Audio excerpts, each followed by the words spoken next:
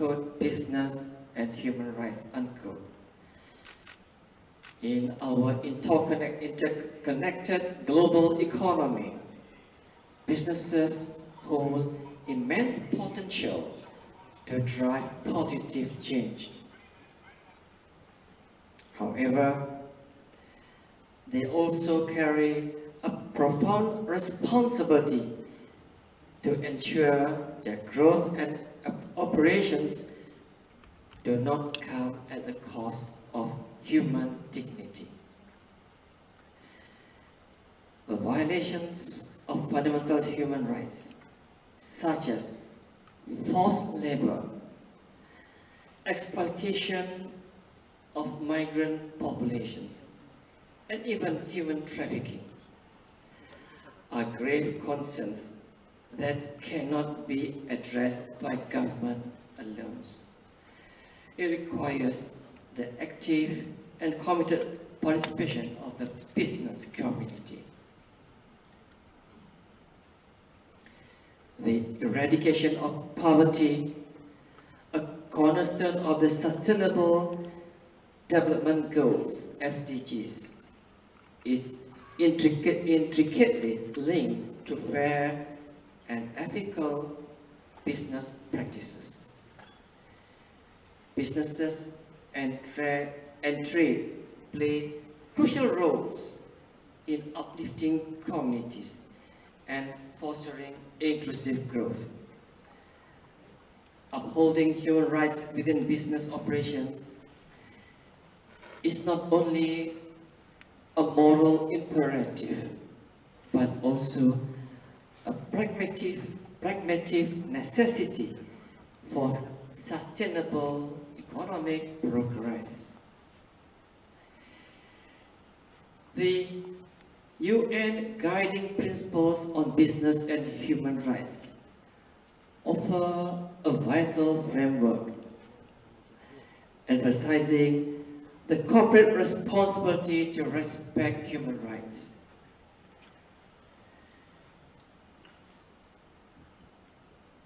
The government's role in protecting these rights and the importance of effective remedies for violations.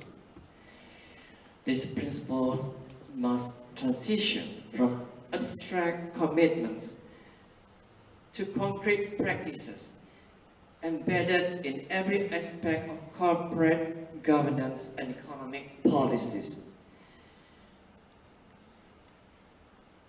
In Malaysia, SUHAKAM has been at the forefront of raising awareness of this framework. We have engaged stakeholders from multinational corporations to small and medium enterprises to ensure that businesses uphold the principles of fairness, non-discrimination, and sustainability. Issues such as forced labor, unsafe working conditions, and environmental degradation must be addressed with urgency and resolve. The way forward lies in fostering partnerships among businesses, civil society, and the government. SUHAKAM is pleased to be a part of the working group on business and human rights. Together with the Legal Affairs Division of the Prime Minister's Department, the United Nations Development Programme, UNDP, and lead agencies focusing on respective thematic areas. Working together to draft the National Action Plan on Business and Human Rights to ensure that corporate practices are aligned with both domestic laws and international human rights standards. We also advocate for stronger labor protections and the empowerment of whistleblowers to safeguard accountability in the business sector. As mentioned in the report on Code, National Baseline Assessment on Business and Human Rights in Malaysia, Code, launched on 12 August 2024 by the Honorable Minister, Datuk Seri Azarina Osman Said. Quote, Malaysia does not have a uniform framework governing the relationship between business and human rights. Instead, the obligation of businesses to uphold human rights in their operations comes from a miscellaneous set of laws, unquote. SUHAKAM is of the view that Malaysia has reached great heights in its development and progress since independence in 1957, 67 years ago. However, Malaysia's ratification or accession status and compliance to human rights standards could be further improved. As we reflect on SUHAKAM's journey, we take pride in our achievements, yet we recognize the challenges that remain, from advocating for freedom of expression to addressing inequalities faced by vulnerable communities. Our work is far from complete. SUHAKAM is committed to strengthening its role as a bridge between the people and the government. We will continue to monitor and report on human rights violations, recommend policy reforms, and engage with international human rights mechanisms. Our efforts will also include amplifying the voices of marginalized groups, particularly children, persons with disabilities, refugees, stateless persons, and the urban poor. We must also address emerging challenges, such as the rise of online hate speech, threats to privacy, and the exploitation of digital spaces. A human rights approach must guide Malaysia's journey towards a digitally inclusive future. Looking ahead, I urge all stakeholders to embrace a shared vision for human rights in Malaysia. The vision must be rooted in the following priorities.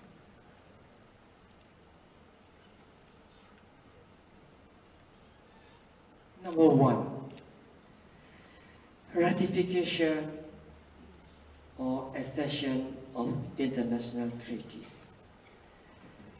Malaysia to date has ratified or acceded only to 3 human rights treaties, namely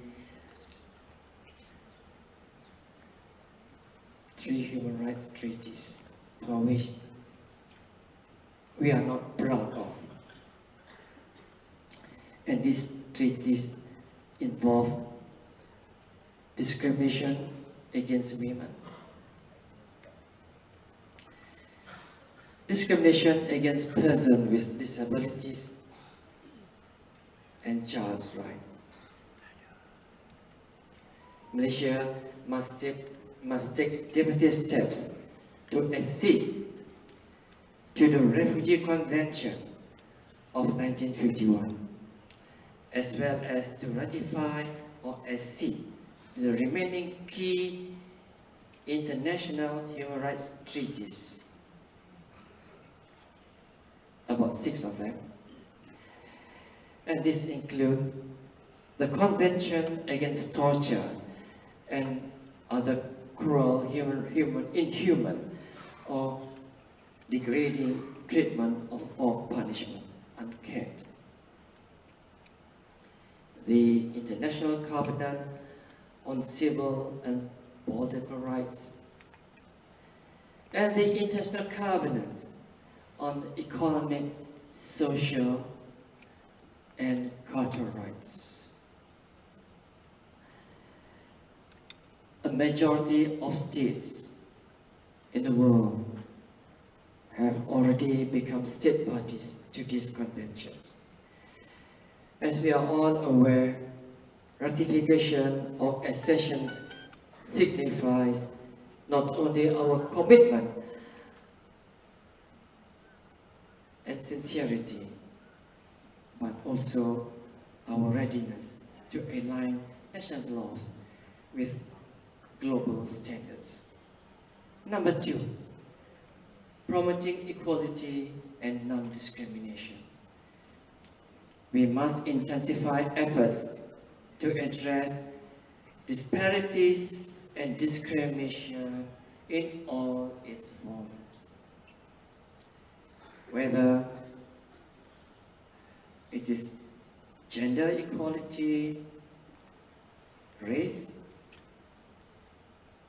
xenophobia, religion, or discrimination against persons with disabilities or against migrants and refugees.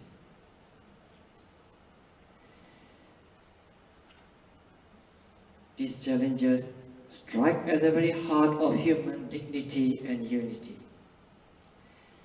We must foster an inclusive society where diversity is celebrated and protected. Third, access to justice. Ensuring that every individual can access justice is fundamental to a right-respecting society.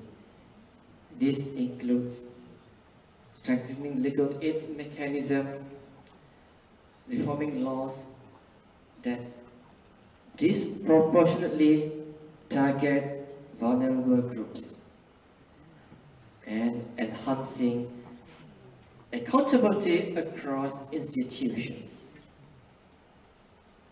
Number 4, education and awareness. Human rights education must be mainstream in schools, workplaces and communities, An informed society is better equipped to uphold its right and respect the rights of others. SUHAKAM reiterates that all children in Malaysia, regardless whether they are children of refugees or children of stateless persons, are to have access to education, including access to public schools. We need to create an enabling and inclusive environment for all children to receive not only education, but also of the highest standards. This requires the complementarity nature found when public and private stakeholders join efforts. Excellencies, ladies and gentlemen, as I conclude my remarks, I leave you with this to ponder. The realization of human rights is not the sole responsibility of governments or institutions like SUHAKAM. It is a collective endeavor. Civil society organizations, educational institutions, the media, and individuals all have a role to play. On this Human Rights Day, let us reaffirm our commitments to these shared ideals. Let us act with courage, compassion, and conviction to create a Malaysia that upholds the dignity of every individual. As we look to the future, SUHAKAM pledges to remain steadfast in its mission. Together, we can build a nation where human rights are not only protected, but celebrated. A Malaysia that leads by example in the global community. Thank you. Thank you, Yang Berbahagia Dato' Sri Syamrin, for the welcoming remarks. Next, we have a video message from His Excellency Antonio Guterres, the Secretary General of the United Nations, in conjunction with this celebration. Let's look at the screen.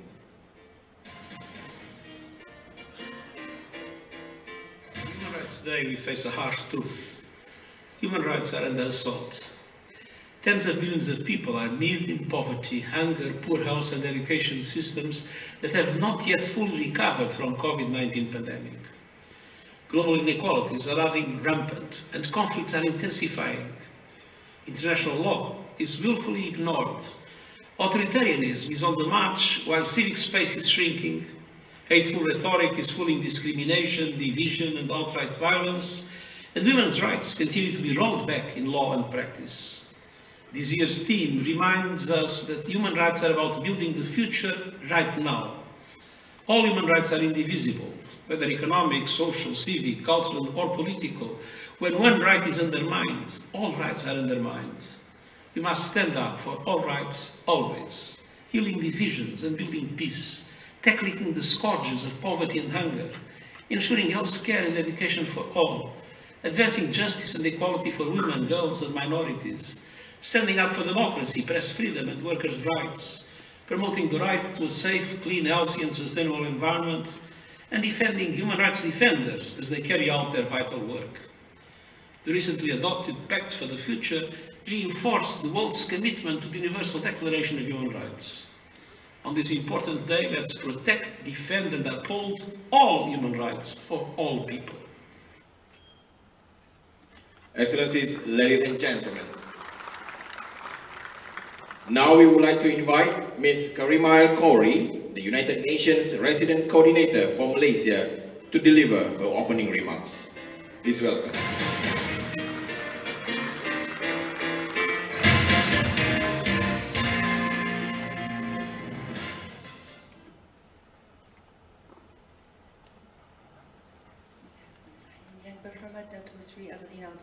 Minister in the Prime Minister's Department for Law and Institutional Reform, Yang Berbahagia Dato' Sri Muhammad Hishamuddin Muhammad Yunus, Chairman of the Human Rights Commission in Malaysia, SUHAKAM, Yang Berbahagia Dato' Balachandran Tharman, Deputy Secretary General of Multilateral Affairs at the Ministry of Foreign Affairs, Yang Berbahagia Dato' Zamri bin Misma, Director General of the Legal Affairs Division at the Prime Minister's Department, Excellencies, Ambassadors and Heads of Missions, members of the UN country team, esteemed members of civil society, academia, distinguished commissioners of SUHAKAM, esteemed members of the media, ladies and gentlemen, good morning. I welcome you on behalf of the United Nations to the Malaysian Human Rights Day Forum 2024 and Happy Human Rights Day to everyone.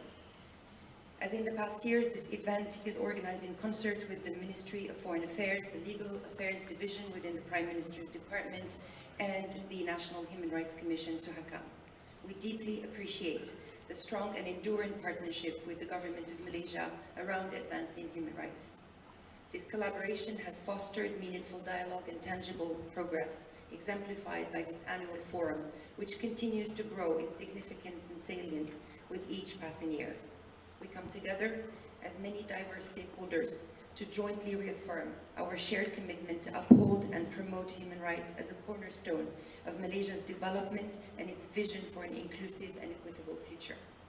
Crucially, this year, we recognize the contribution of the private sector as a key stakeholder in the operationalization of many human rights, particularly in the social and economic sphere. Esteemed audience, in today's volatile and conflict-prone world, human rights have never been more important. They remain the guarantor of core freedoms and non-negotiable human functionings and capabilities. They define the essence of collective and individual human well-being. The Pact for the Future, adopted by all UN member states in September, places human rights at the very heart of global progress, reaffirming their universality, indivisibility, and interdependence as the foundation of peace, sustainable development, and shared prosperity. The Pact recognizes that addressing inequalities, upholding accountability, and protecting the most vulnerable are not just moral imperatives, but strategic pathways to resilience and stability. Human rights lie at the core of multiple development agendas, and more presently, the path set out by the 2030 Agenda and the Sustainable Development Goals. Securing human rights is vital if the goals are to be achieved. This is not only in terms of governance and human development outcomes, such as education and health, but also in the eradication of poverty and protecting people against the threats posed by climate change and environment degradation. Human rights hold particular significance for countries like Malaysia, aspiring to high income status and where many of the pressing rights challenges align closely with the last mile development requirements. Achieving human rights and the SDGs requires a whole of government and whole of society approach, with businesses playing a critical role. By adopting rights compliance strategies, businesses not only uphold ethical standards, but also unlock tangible commercial benefits. At the national level, these efforts enhance Malaysia's economic performance, reinforcing the mutual gains of aligning human rights with economic progress. Ladies and gentlemen, back in 2011, when the UN adopted the guiding principles on business and human rights, this was something of a left field concern for the corporate world. Yet, with the evolution of the global ESG standards and better understanding of the commercial case for good corporate citizenship, the rights agenda has become a mainstream question. Initially focused on labor and decent work standards and the protection of socioeconomic rights, it has since broadened to encompass corporate environment stewardship, emphasizing the obligation to uphold the rights of populations to a sustainable climate and environment. The business case for human rights has two dimensions. First, direct gains arise from improved productivity through a richer skills mix, better worker retention, and greener, more efficient technologies. These gains are complemented by reduced exposure to reputational risks, safeguarding sales and income streams. Second, adherence to ESG standards provides trade advantages through labor and environmental provisions in modern free trade agreements and WTO rules. It also enhances access to capital via impact investments, markets, and compliance with the procurement and due diligence regimes.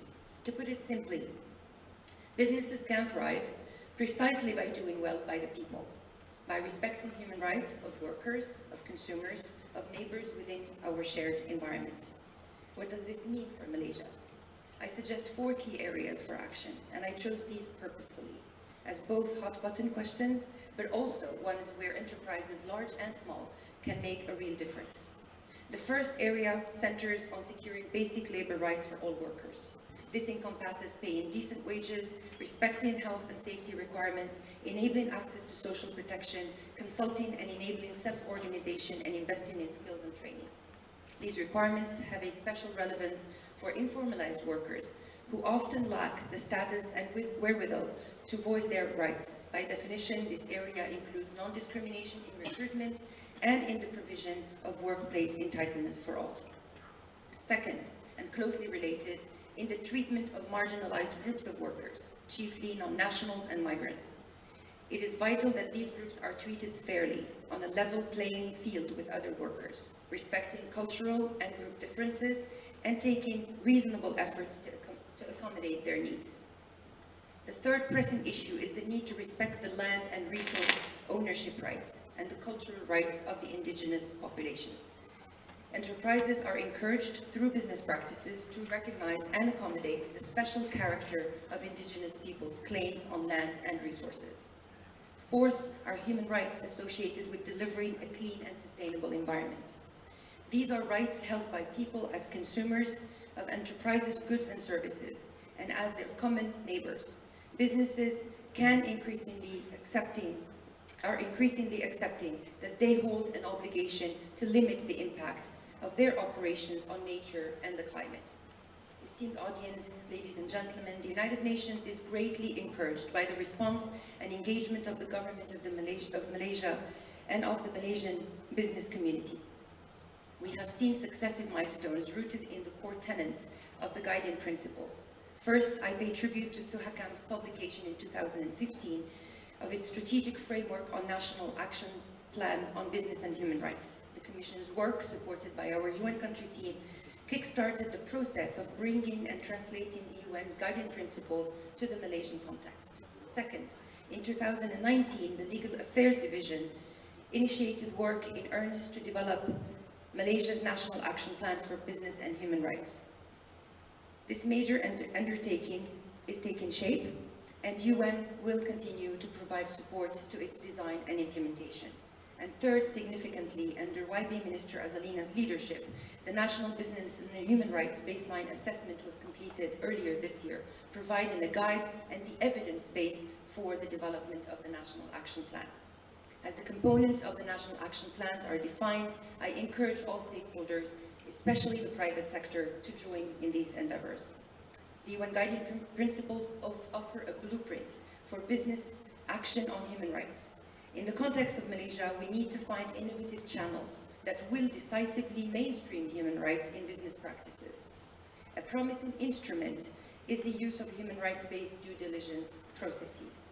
Another imperative is building mechanisms of redress. These would enable individuals and communities to raise business-related human rights concerns and, where necessary, press claims for redress. Finally, effective governance arrangements are vital to the successful rollout and the oversight of the National Action Plan. As we convene today and hear from business and human rights experts, it is important to recognize the key human rights milestones that Malaysia has delivered in 2024.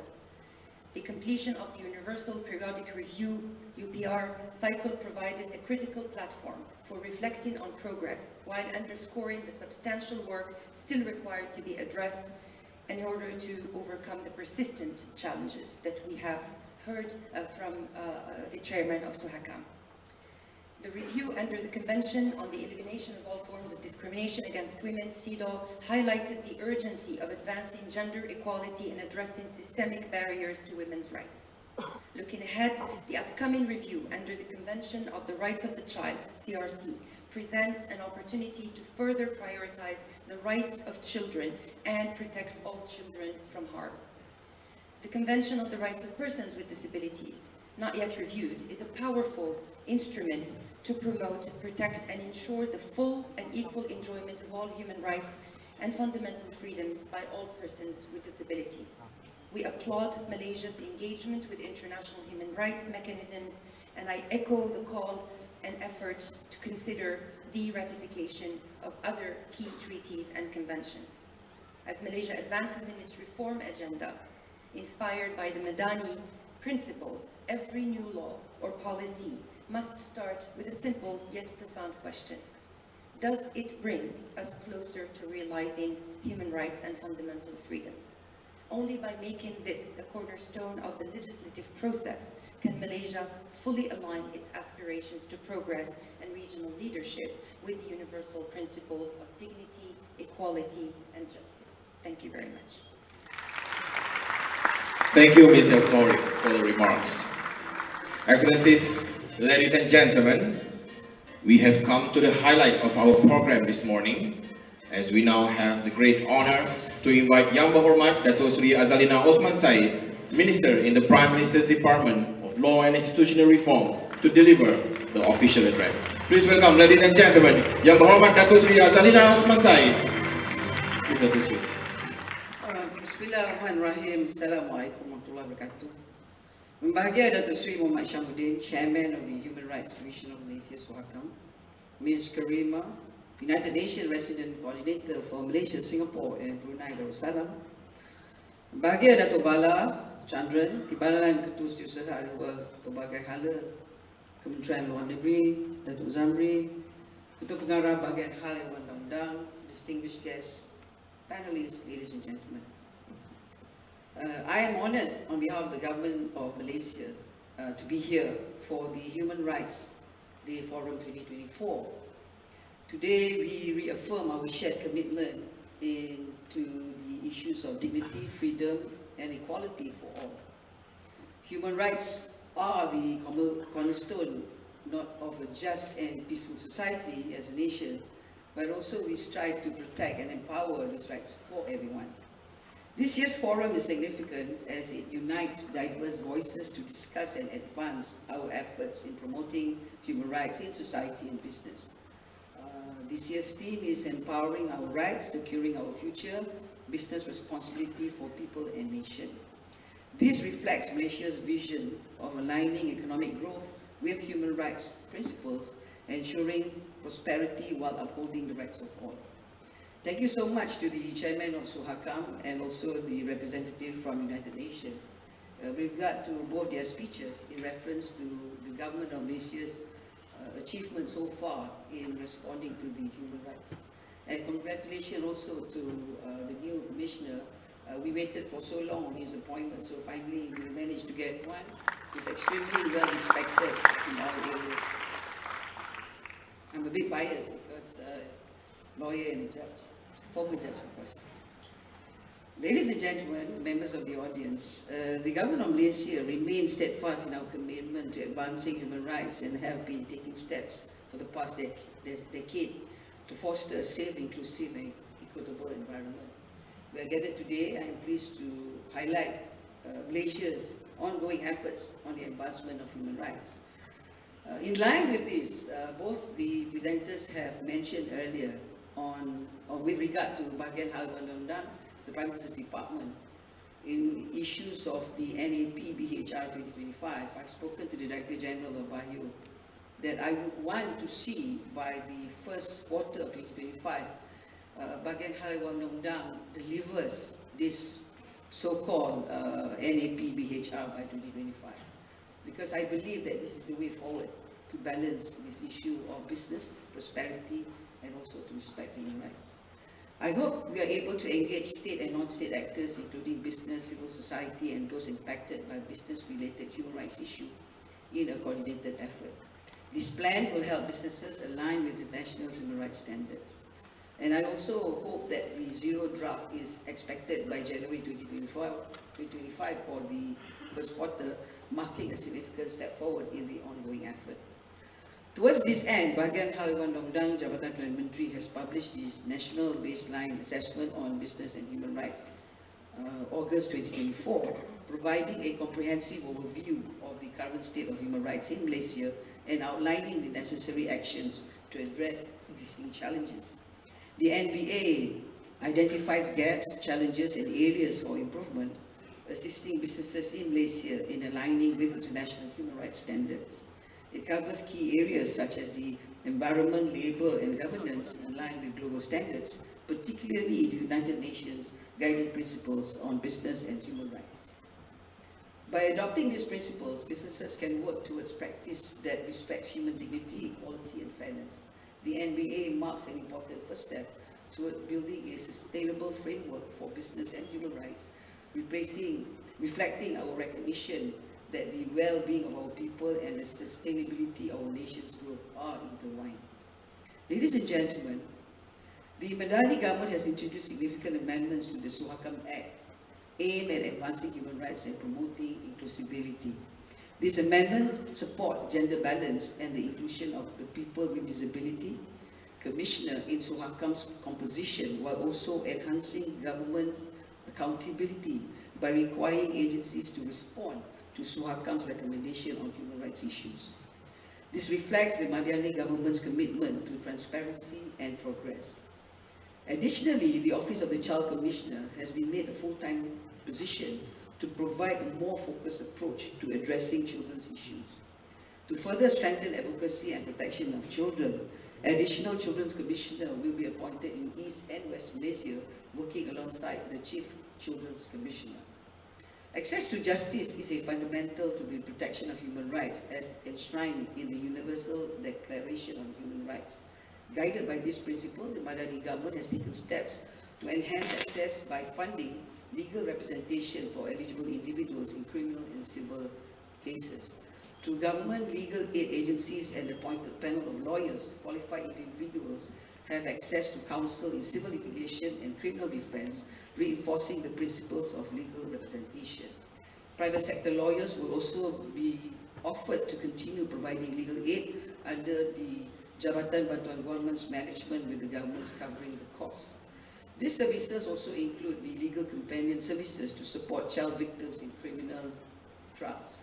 Efforts are being made to raise public awareness about the availability of these services to ensure that more individuals can have access to justice and get the assistance that they need.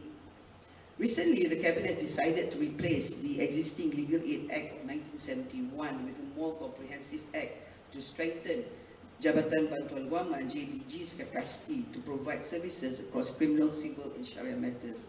As a part of this reform, Yayasan Bantuan Guaman Kebangsaan YBGK will be consolidated under JBG, and a new public defender division will be established. By providing such services as legal representation, mediation and support for the vulnerable groups, the Madani government aims to improve access to justice and promote a fairer and equitable society. The government also recognizes the importance of alternate dispute resolution as reflected in this year's amendments to the Arbitration Act of 2005. To further strengthen ADR in Malaysia and provide greater access to justice, the Madani government has established a special task force to study the scope of a dedicated mediation center known as Pusat Mediasi Madani, which is aiming to assist the rakyat to resolve dispute efficiently and affordability without going to court or appointing lawyers to settle the dispute. I'm not saying that I'm not supporting lawyers. We amended the Legal Profession Act yesterday, of course, but I believe there are some disputes that can be settled among respected members of society. So with that, we need to do training, and we believe that these are few of the strategies that is applied when you speak of access to justice. Ladies and gentlemen, today we will be looking into cyberbullying in Parliament, so I have to rush to Parliament right after this. Cyberbullying in Malaysia is it's a huge amount. It is really bad. I think I've got some law professors in front of me here who can support the position that we're in. And for this government today, the amendments to the Penal Code and the Civil Procedure Code later today is to be in enhancing the existing law in the Penal Code. And as you are aware, surprisingly for all the years, we do not have a specific section for bullies, and on top of that, we definitely never have any particular penal offences on cyberbullying. So because of that, you can see from the news for the past few months, children are usually targeted, not only becoming the victims, but also the perpetrators. With that, ladies and gentlemen, tomorrow the government will introduce a new bill called the Online Harms Act. And as you know, most of the countries out there have also their own Online Harms Act. So this is in response to the challenges of the digital era, in reference to those who are being victimized, especially the vulnerable groups, which are children and from certain segment of society. The right to access of information is a fundamental right as provided by UNDHR. Highlighting the importance of access to information is an empowering citizens' right and good governance. Guided by this principle, the government has agreed to enact a Freedom of Information Act legislature, which I hope can be brought in 2025, to allow the commitment of the government to continue to be more transparent, accountable, and have an inclusive governance policy. This year, the government has held 7 comprehensive engagement sessions across the country, bringing together in total almost 1,500 participants from representatives of government agencies, CSOs, NGOs, legal societies, academicians, international experts from Australia, Canada, South Africa, to discuss and to provide valuable insights into the global best practices for freedom of information. This collaborative effort reflects the government's commitment to foster transparent, inclusive and accountable governance. By engaging diverse stakeholders, the government is developing an FOI law that will be in line with Malaysia's needs and aspirations. In conclusion, ladies and gentlemen, the National Action Plan on Business and Human Rights, expanded access to justice through legal aid, the alternative dispute resolution, advancing transparency, developing of the FOI, strengthening of SUHAKAM, and ongoing strengthening of SUHAKAM, and ensuring a safer cyberspace demonstrates the commitment of the Madani's government to uphold human rights and fostering a safer and more just society. I hope with this forum today, we will carry forward a continuous effort in reference to human rights for 2025. So I also would like to congratulate SUHAKAM today that they will be moving to a new building. The chairman is writing to me, the commissioners are all clapping, but if I have my wish, I would like to put them in a traditional building. Not because it's haunted, but more, I believe that SUHAKAM must have a significant place in our country, not only by their law, but their existence. Unfortunately, I'm quite sticky with the commissioners. Some of them will be joining next year. We would like to have the policy of more inclusive, and I would like to see a huge differences of personality representing SUHAKAM for 2025. Thank you so much for the existing commissioner for your services. Only Allah can repay you for all your services. Government has no capacity. I've been paid to say that. It's a joke. Right, anyway, so finally, have a fantastic forum. And I always would like to end my observation that, well, Malaysia is not so bad, because one of the biggest challenges, what the chairman has said, is that we have a huge, big challenge on foreign workers and immigrants, and I think this is something that we have to look at seriously for 2025. With that, thank you again for inviting me. Congratulations for the forum. And last but not least, Happy New Year 2025 and Merry Christmas to all those who celebrate Christmas.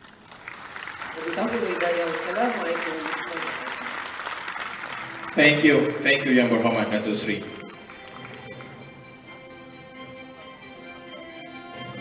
Excellencies, ladies and gentlemen, for our next agenda, please give your attention to the screening of a video that will showcase the collaborative efforts by SUHAKAM and the Institute of Teacher Education Malaysia, IPGM, in developing the Human Rights Module for educators. The module is built to empower future educators with essential knowledge of human rights. Developed with the financial support from the European Union, this module will be utilized at 27 IPG campuses all over Malaysia. Let's play the video.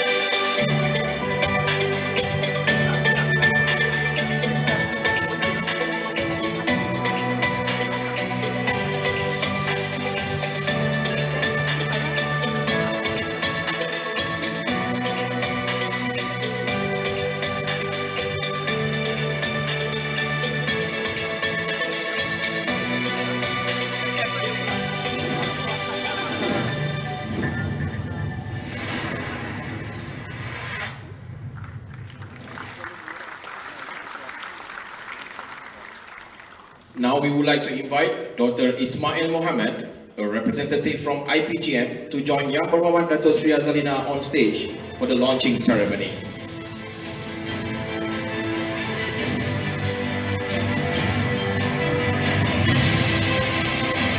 Please welcome on stage representatives from the Children Consultative Council to present the mock-up of the module to the Honourable Minister and other guests. Please welcome.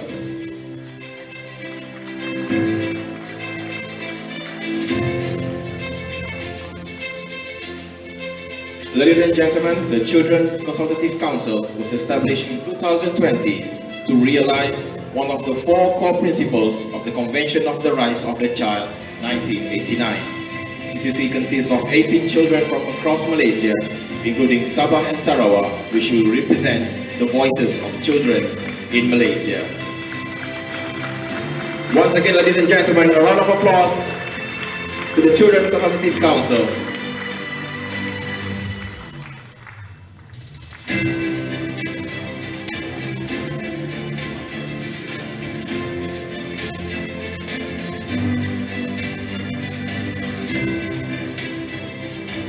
Ladies and gentlemen, we invite Yang Berhormat Dato' Sri and our distinguished guests to take your seat for our next performance.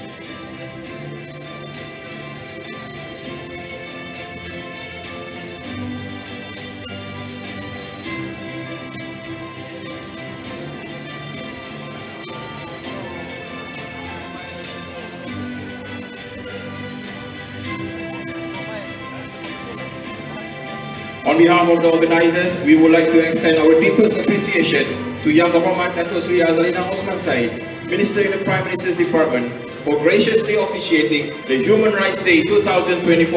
Thank you once again, Yang Berhormat, for your unwavering support and contribution.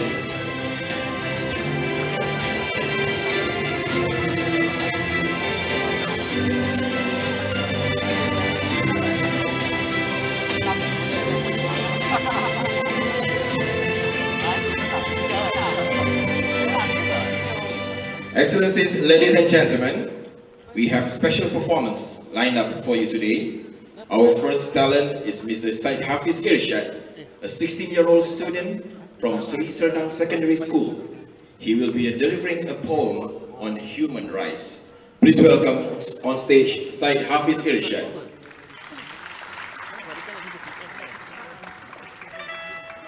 Assalamualaikum warahmatullahi wabarakatuh. Salam Malaysia Madani. Salam karamah insania. Kecil anak, dewasa memimpin.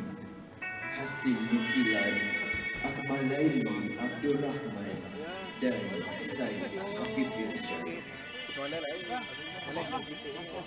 Di bawah sinar karamah insania, tertegak kukuh hak kanak-kanak.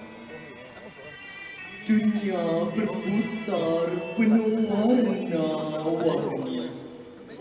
Kanak-kanak tersenyum riang. Becak lumpur direda, mereka bermain berlari bagai layang-layang di angkasa raya. Hak bersamarakan dipenuhi, bahagia dan dewasa dengan jiwa merdeka. Di sekolah belajar adab dan ilmu, baca dan tulis, belajar menjadi dewasa yang cerdik, belajar menjadi insan berpikiran kritis. Itulah anak baik, lagi pintar. Dewasanya pasti kreatif dan inovatif.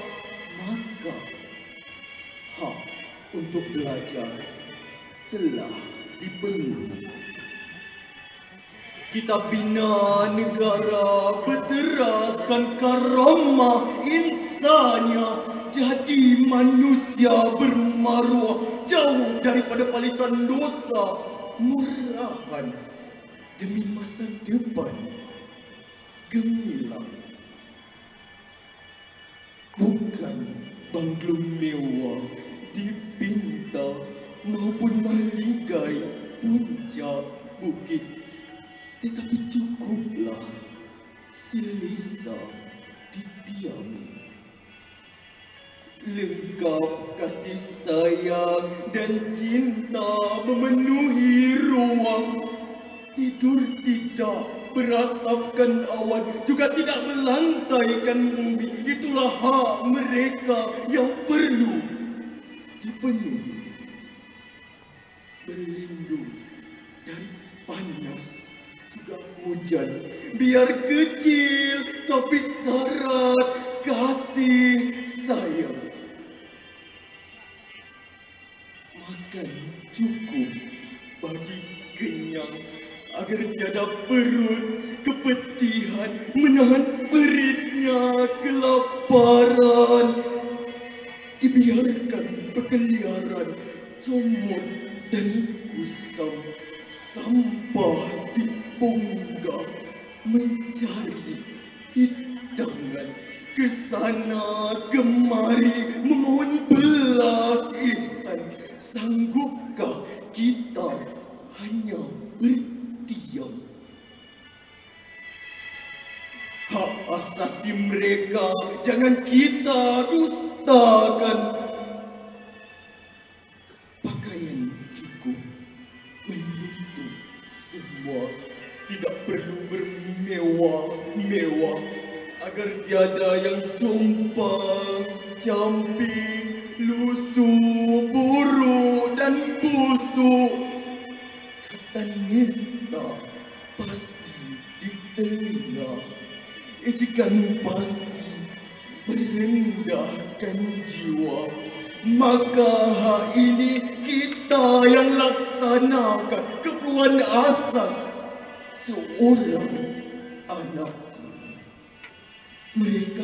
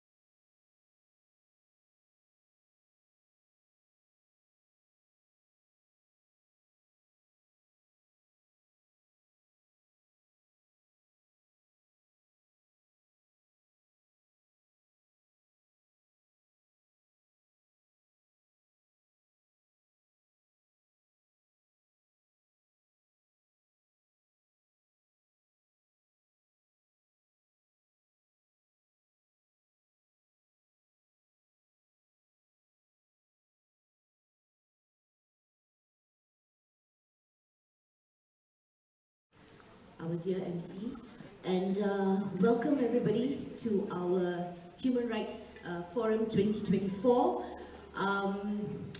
Thank you for coming back actually after the break. I see before this it was a full room and now it's semi, but thank you very much for staying with us. What I will do is we have 4 esteemed panelists here with us, and I think they'll be covering various areas of business and human rights. Before I give a very brief overview of what we have done thus far in BHEUU, I would like to invite Edmund's video to be at first. I think Edmund would not be able to join us in person because of his engagement elsewhere, so I think his video could be at first and then we will move on. Datuk Sri Azalina Othman Said, Minister in the Prime Minister's Department. Datuk Sri Muhammad Hishamuddin Muhammad Yunus, Chair, Human Rights Commission of Malaysia, SUHAKAM. Ms. Karima L. Khoury, UN Resident Coordinator for Malaysia, Singapore and Brunei Darussalam. Excellencies, distinguished guests, ladies and gentlemen, thank you for inviting me to say a few words today. I'm very sorry I'm unable to join the celebrations as I'm away for Aicha work. As we celebrate Human Rights Day globally on this very date, we must not forget our shared responsibility to uphold the dignity and rights of every individual. Today is not just a celebration of progress, but also a moment to reflect on the challenges facing us in building a fair, just, equitable, and human rights-based society. The theme for this forum, Empowering Our Rights, Securing Our Future, Business Responsibility for People and Nation, aligns with Malaysia's ASEAN Chairmanship theme for 2025, Inclusivity and Sustainability. The theme is not a vision. It is a call to action. Inclusivity demands that we leave no one behind. The voices of those who have been made vulnerable and marginalized must be heard. These groups include women, children, persons with disabilities, indigenous peoples, Orang Asli, Orang Asal, and migrant workers. They often face neglect and disproportionate impacts from business operations. Sustainability requires us to respect and protect human rights, while ensuring that any development meets present needs without compromising the dignity and rights of future generations. Inclusivity and sustainability principles reaffirm our commitment to the 2030 Agenda for Sustainable Development and align with ASEAN's long-term vision of fostering a people-oriented and people-centered community. As we move towards adopting the ASEAN Community Vision 2045 that will set ASEAN's direction in the next 20 years, what does inclusivity and sustainability mean for the people? In human rights terms, one way of articulating Malaysia's thematic focus is through the right to development in Article 35 of the ASEAN Human Rights Declaration. There are 3 parts to this provision. First, the right to development is an inalienable human right where the peoples of ASEAN are entitled to participate in, contribute to, enjoy and benefit equitably and sustainably from economic, social, cultural and political development. Second, the right to development should be fulfilled so as to meet equitably the developmental and environmental needs of present and future generations. Third, while development facilitates and is necessary for the enjoyment of all human rights, the lack of development may not be invoked to justify the violations of human rights. Further, Article 36 calls on ASEAN governments to adopt meaningful, people-oriented and gender-responsive development programs aimed at poverty alleviation and the creation of conditions, including the protection and sustainability of the environment for the peoples of ASEAN to enjoy all human rights. Adopting an economic development lens, the Malaysian government, corporate Malaysia and civil society must lead ASEAN to achieve growth that's inclusive and development that's sustainable. On this journey, human rights should feature in front and at center. Despite the thriving economic dynamism in the region, we continue to see human rights challenges. Labour rights violations, discriminatory practices, community displacement, indigenous rights abuses, environmental degradation. Economic progress must not come at the expense of fundamental human rights. We also see how climate change is impacting us today. Yet, it is disheartening to hear businesses being unable or unwilling to adopt a more proactive stand to mitigate adverse human and environmental rights impacts in their operations. Many are resisting robust measures to tackle the problems they are causing. Worse, many fear accountability and will only act when they are named and shamed. Worst, there are businesses that will use our judicial system to file strategic litigation against public participation, also known as SLAP cases, to silence dissent. On this Human Rights Day, we must reaffirm our commitment to the values of human rights and fundamental freedoms. We must stand on the side of human rights survivors and victims. We must stand with human rights defenders who have come before us and those still with us, who have sacrificed so much to fight and stand up against human rights abusers and violators. I envision a future where every person in Southeast Asia lives in an environment that will respect and protect human rights consistent with the rule of law and democratic principles. I envision an ASEAN community that is fair, just, equitable, inclusive, and sustainable. Let us harness the power of collaboration and solidarity to create a society where growth can be inclusive, development can be sustainable, and human rights will protect us all from harm. Happy Human Rights Day. Thank you. Video is from Edmund Bourne, who is a representative of AICHA, Malaysia. Okay, today's panel session, our topic for today is empowering our rights, securing our future, business responsibility for people and the nation. Before I invite our esteemed panelists to speak on the respective areas for today, maybe I could just share a little bit about where we started with business and human rights in Malaysia, and then where we are right now. Basically, we started, I think SUHAKAM had done quite a bit in 2013 when they came up with a framework on business and human rights back then. And then the government actually officially started this initiative in 2019 when the cabinet had a dedicated wing for human rights under BHEUU, or under the Legal Affairs Division. And then on the same year, in 2019, there was a decision in Cabinet for us to proceed with the development of the NAP, the National Action Plan on Business and Human Rights. After that, what we did is work very closely with UNDP, with SUHAKAM, to work on this action plan. And we had many engagements actually with civil society organizations, even with the government agencies, because people didn't really know what BHR was. So we had to introduce BHR to especially the government agencies. So there was a lot of training sessions conducted in 2019. Of course, 2020, then COVID kicked in. There was a little bit of a delay in everything. And then what we did is we identified 3 pertinent areas for us to look into pertaining to BHR. So we looked at environment as one area, governance and labor. So these are the basic 3 areas that our national baseline assessment also covers. So what we did then is we had a study on the national baseline assessment for Malaysia with reference to these 3 areas. Because BHR would cover a lot of things, so we thought that we have to focus on this first, at least for the first NAP, and then we move on to the next NAP, we can look at other areas. So these were the 3 areas. So our national baseline assessment covered these 3 areas.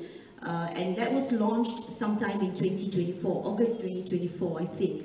That took us some time as well, but we managed to launch it. So if you want an access to that, you can actually get it. We can share the link with you later, or you can get it from BHEUU's website itself.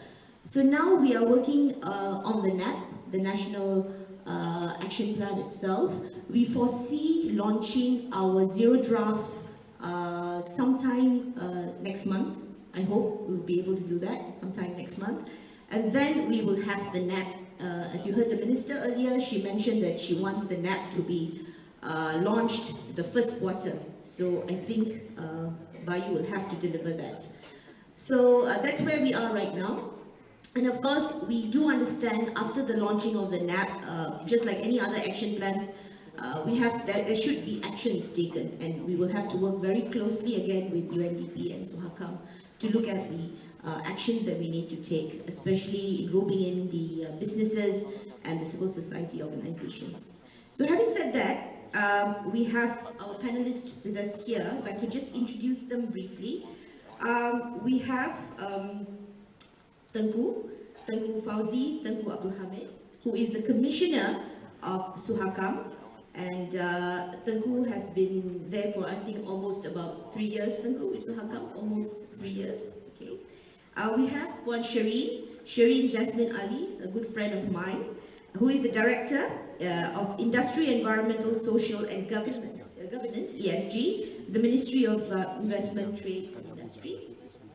And we have Ms. Luan Sia, Group Chief Sustainability Officer of CIMB Group. Welcome. And we have Siti Noor Alina, General Manager, Strategy, Corporate Sustainability of Petronas. So each of them, how we're going to do this is that each of them will be given 5 minutes or so to speak about, I think they have slides, but I told them that you guys are not supposed to go to the rostrum at all. So they're going to sit here and you know, so we will have slides, so we're going to show the slides, and they will speak for 5 minutes each, and then I will have questions for them. We will have some questions, and we will see how we will answer those questions, and then we will have open to the audience, so you will have your opportunity to ask them questions as well. Okay? So if we could start with Tengku. You have clickers.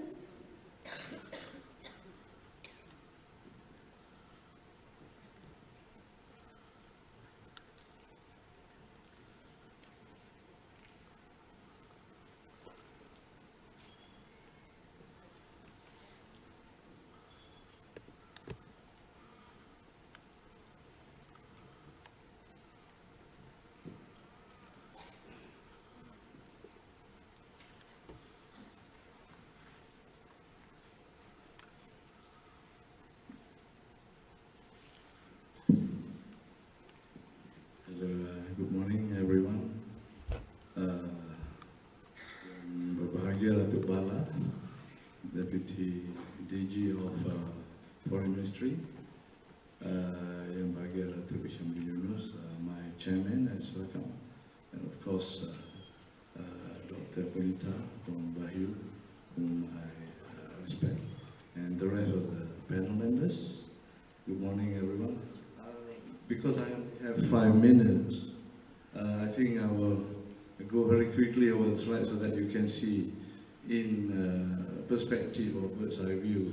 So this is the title, and this is the ANGA adopted in July 2022, and why environment is a human right, and it's because of these reasons, right to life, right to health, right to clean water, and right to housing. And then we have this issue of protecting the vulnerable, and these are children, women, elderly, all these three categories, they have got issues of which needs care and protection. And the other two categories, the indigenous people, the people with disabilities. So these are the 5 groups which we are talking about, who are vulnerable insofar as SUHAKAM is concerned. I think also on the sustainability, global sustainability perspectives. And this is a case which is quite seasonally mentioned. The right to life, in this case, just say that it encompasses the right to environment and clean environment and so on. So it's wider than what is defined in our Article 5 in our Malaysian Constitution. So, you know, SUHAKAM, which is an NHRI, you know, under the Ghanaian mandate is broad, has got a broad mandate. And we, you know, mandate, we engage with government agencies as well as companies and NGOs and also CSOs. So I just quickly go to the way forward. Article 5, which will be discussed, I suppose, in the discussion. And judicial interpretation of Article 5 from Tan Teck Seng's. Environmental rights as human rights, which I think Edmund Bond, His Excellency Edmund Bond, stresses just now. And potential for constitutional protection of environmental rights. These are the potential areas. And Article 145, proposed separation of Attorney General's prosecutorial powers, which is very relevant now, and I think that will be part of the discussion. Current structure and challenges under Article 145, appointment by the King and so on. Issues with environmental justice. We have there the powerful corporations abusing, you know, the environment and so on. And this is related to the Attorney General's prosecutorial powers and also environmental cases, conflict of interest and so on. Proposed reform, independent director of public execution. This, I think, Dr. Punita is very much aware, and I think it is being considered by the government to go into this reform. Shifting from exploitation to responsible use of resources, because under this Article 92, the definition has got a double-edged predatory element. You have the right to develop as well as the right to exploit. So there is a weakness in the word exploitation, and this is where the abuses occur. And I think this Article 92.3 also should be perhaps amended and widened.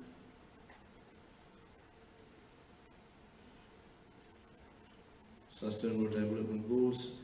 At the moment, I think there is some weakness in the implementation because these branches are dealt with in silos at the moment, and there is no interconnectedness to strategize the transformative potential of the SDGs. So I think the argument now is to interconnect all the SDGs and implement all the 17 SDGs interconnectedly. This is the future. I think I just mentioned one or two. I think the important one is promote green energy sectors, invest in regional research and development for renewable energy, etc. Also implementing green policies for employment creation, promote employment opportunities in renewable energy, waste management, sustainable agriculture, and conservation efforts. And there is also mention of regional ASEAN Environmental Corps, which I think we can discuss perhaps later. And I think that's it. Thank you. Thank you for highlighting the importance of environment as a human right. And I think with the Tan Teck Seng case, maybe we can take it on a discussion later on whether the federal constitution needs to be amended. Can I invite Shireen? Shireen, who will be touching a little bit on ESG and linking ESG with business and human rights. So maybe she can speak about her framework. Thank you. Thank you, Dr. Punita.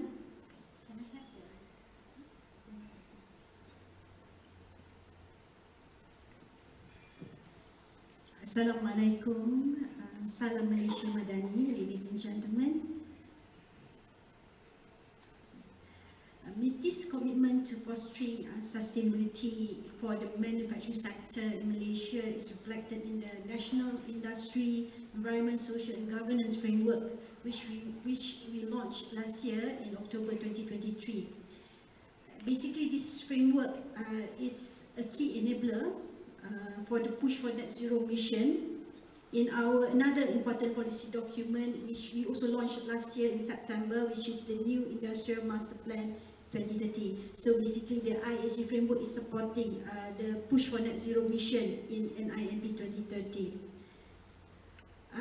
In developing the framework, we tried our very best to align it with all the current policies that we have under MITI and also under various ministries.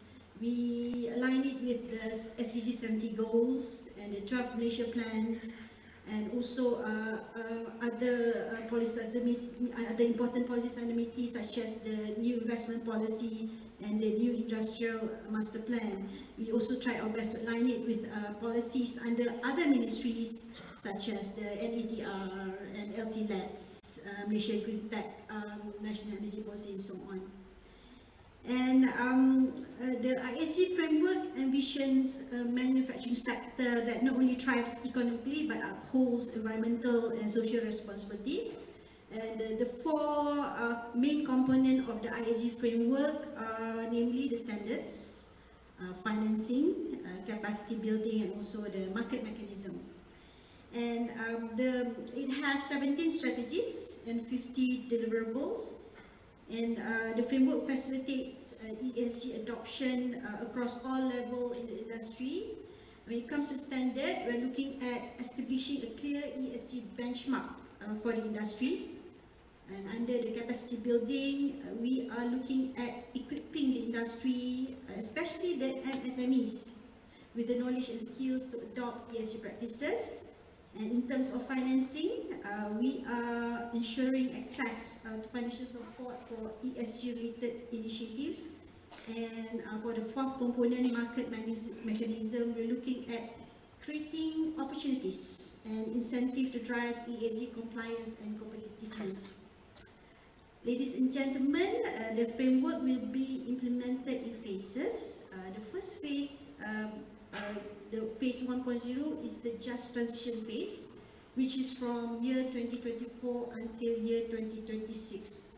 So under this phase, we are focusing on raising awareness and capacity building, particularly among the SMEs, MSMEs, through the self-readiness assessment that we have developed together with the policy document, which is, we call it the ISG Ready. And also, we are also doing outreach through various outreach programs, such as our Kenal ESG program, and as well as training and mentoring programs such as the IESG Mentor. And for the phase 2.0, which is the acceleration phase, this is to take place between 2027 until 2030. And this phase is designed to accelerate ESG adoption across industries and involves crafting strategies that align with national and international ESG requirements and ensuring Malaysian business remain globally competitive while ensuring sustainability, while advancing sustainability goals. So, ladies and gentlemen, this is the summary of our IESG framework. I would like to invite everyone to download our document from our MITI's website. There are two important documents that we have developed. One is the ISG policy framework, and another one is the ISG start. Okay, we have 3 missions, 4 components, and 17 strategies. And basically, under standards, I will not be able to go into details for each and every strategies. Probably I could highlight 1 or 2. When we launched the ISG framework, we also developed the ISG Ready. ISG Ready is basically a readiness assessment to help the companies, manufacturing companies, to assess where they are in the adoption of ESG. So once they know where they are, they can start planning strategies in the adoption of ESG. And also, together with the policy framework, another important document that we have developed is the IAG Start, which is a guideline for companies, especially SMEs, to guide them in preparing the sustainability report. Yeah, because almost 98% among the business establishment in Malaysia SMEs. So they are the group that needs the help in terms of preparing the sustainability report. And apart from that, for the just transition phase, we are giving a lot of focus on the capacity building. We have been conducting programs such as the Kenal ESG. It is a program to raise awareness in the ESG adoption, to increase awareness in terms of benefits and opportunities related to ESG. Also, we are also doing the government sustainability program, because we believe that ESG not only important for the private sector, it's also important for the public sector as well, because the government officers need to understand what ESG is all about in order for them to develop policies that supporting the transition towards ESG adoption. So we are doing the GSET program, where we are targeting government agencies, going to ministries to educate them on what ESG is all about. So basically, I'm being given only 5 minutes, so I think I'll stop here. Dr. Punita? Thank you, Shireen. I think after the launch of ESG, I think for a fact that MITI has done a lot of engagement with industry players and SMEs. I think that's something that you've done a good job so far. Maybe we should discuss on how to work together in terms of bringing BHR in. Our next panelist, can I invite Ms. Lucia for her presentation?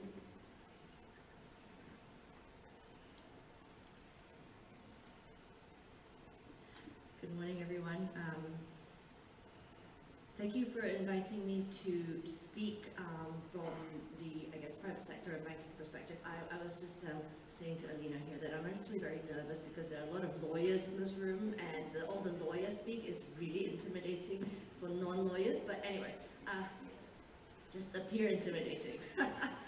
But yeah, so what I'll do today is to just quickly share what CIMB is doing in terms of human rights specifically, and I'll deep dive a little bit into some of the, one of the main areas that we're looking at. So first of all, I guess the whys, right? So why do we do this? Why are we committed to human rights? Of course, it is part of our values, part of ethics, etc. But much bigger than that, it is a business imperative, and we've got business reasons to do this. First of all, I think from a risk perspective, it is extremely clear that if our clients are exposed to human rights violations or are perpetrating human rights violations, they are at risk of losing their license to operate, not being able to access supply chains, etc., and being cut out from customers. And we've seen this in our country, in our business, with accompanying clients. And that presents a very clear credit risk to us, right? So by helping our clients to improve their human rights practices, we're also protecting ourselves. But the second thing is, we as a financial services player and the entire industry, we've got a lot of influence. So imagine if all banks in the country said, okay, I want you as my borrower to have a human rights policy. Then you could imagine that a lot of companies would look at putting this in place unless they don't need access to funding. And of course, it's important to our stakeholders as well. Now, we identified human rights as a key material matter for CIMB back, I think, in 2022, and we rolled out our human rights policy group-wide in 2023. And these are just some snippets of what our human rights policy looks like. And I imagine it would look pretty similar for most businesses out there. So I'll just talk through this a little bit. First of all, what are our commitments and who does this apply to? So it applies to all our business relationships, including our clients, suppliers, employees, etc., etc. The commitments that we uphold, so International Law of Human Rights, UNGP, ILO, and then the more important part is how do we operationalize this? So really through the due diligence, where there is an identification phase, prioritization, ongoing due diligence, and when we see areas that have higher risk or particular clients that have higher risk, then how do we mitigate this risk? Of course, there's tracking throughout, and then comes the reporting and grievance phase. So if something has happened, we now have a mechanism to take in all these human rights grievances and for us to investigate and to do something about it. And I'll talk a little bit about that later as well. So just to deep dive a little bit into our clients, and this is really the biggest influence that we have through a bank, which is through our clients. So just to give you a quick view, what do we do? First of all, we have the human rights policy requirements embedded into our lending policy. So for every sector, we've got human rights requirements embedded. It is part of our due diligence process for every credit that we give out for non-individuals, not for individuals. So it's part of the due diligence process. And then for the higher risk sectors, we have a certain number of requirements that we ask them to have. So for example, if you're in a high risk sector, we want you to have a human rights policy, we want to see a due diligence mechanism, and we want to see a transparent grievance mechanism as well. And this is at the point of financing. And if our client or potential client at that point in time doesn't have this, what we'll do is to say, okay, you know what, we will still finance you, but can you please agree a timeline by which you can put these things in place? And typically that it's a 1 year, maybe 2 years for them to do that, and then we'll track that to completion. We also, of course, because to be honest, a lot of time when we do this with our clients, they go, huh? What is human rights policy? So what we do is we help them, we give them like an example policy, and we help them to give them some advice on how to put it in place. So we track these action plans, and just to show you, so these numbers you see on the screen, as of for last year, about half of all the action plans that we issued were in relation to human rights, and so we've got a lot of other action plans, so in relation to health and safety, it could be climate, it could be deforestation, etc. And then 26% of all action plans due, because we track timing it of completion as well, was about a quarter. And of all the human rights action plans that were due, 83% of them were met. So it's not a perfect track record, but I think that's how we can see and demonstrate how we're kind of nudging our clients towards better human rights practices. Now, this is something that we have just put in place. We've always had a whistleblowing mechanism, but never a proper and full grievance mechanism, as well as a remediation mechanism. So we've just put this in place, how we receive the human rights complaints, how we investigate them, the turnaround time, the approval and escalation for all these things, and our remediation efforts as well. How we then also decide what is our accountability? Have we caused the issue? Have we contributed to the issue? Or are we just linked to the issue? And depending on which one it is, what we will do in order to remediate. So we've just put this in place, and I would like to share this. So please do scan this. This is our website, which was just updated, and it's got our grievance mechanism, which is there, as well as our human rights policy, which is also linked on that page. And that's it from me. Thank you very much. I think one of the challenges that the government face in terms of business and human rights is to get the business buy-in. So I can imagine the challenge you're facing to get your clients to comply to your requirements. Maybe I could invite our next panelist, Cik Siti Nuralina from Petronas. Thank you, Dr. Punita. Assalamualaikum and good morning to all distinguished guests. So what I'm going to do now is I'm going to share a little bit about Petronas and a little bit about our strategy and how it links to human rights. And I'm going to do a bit of sharing about our human rights policy that we have in place. A little bit of introduction. Petronas, I think as most of you know, we are a global energy company. We are present in more than 100 countries, and we have more than 50,000 employees globally. I have on screen here also the statement of purpose for Petronas, which is a progressive energy and solutions partner enriching lives for a sustainable future. So this statement of purpose acts like a North Star for Petronas to guide the decision that we make. What you see on screen now is our Petronas Energy Transition Strategy. And what I want to highlight here is that sustainability is embedded in our main strategy of the company. So we acknowledge that as Petronas goes through the energy transition journey, we need to deliver energy solutions that meet the needs of our stakeholders. So in our Petronas Energy Transition Strategy, we have 3 pillars. The first one talks about the core business that Petronas do, which is being an oil and gas company, where we would like to produce energy, but with less emission. We are also looking to capture new growth opportunities in our second pillar for the new businesses. And then the third pillar here is talking about sustainability, supporting our aspiration to achieve net zero carbon emission by 2050.